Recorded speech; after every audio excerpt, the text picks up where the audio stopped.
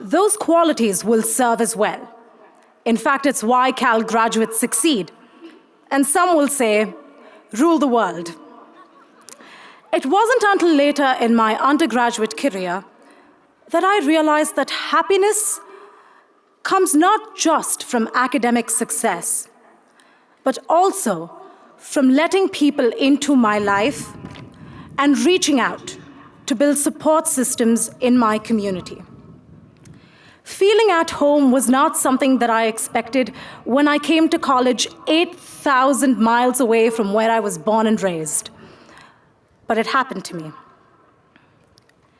During the winter of my junior year, my mom died from what started out as the flu.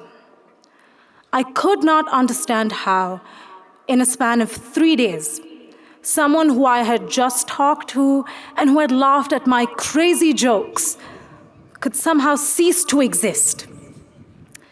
I learned that as much as I looked for answers for what had happened, some events in life are unpredictable and don't have clear answers.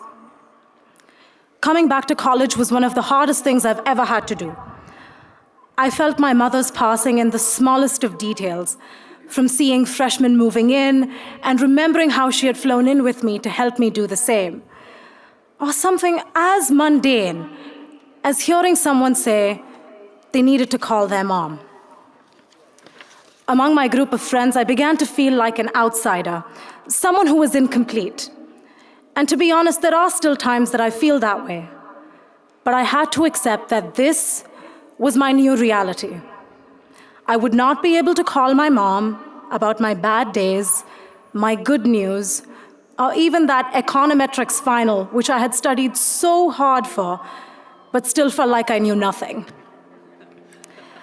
It was in one of those moments when I was emotionally at my lowest and really did not feel like facing college every single day that I understood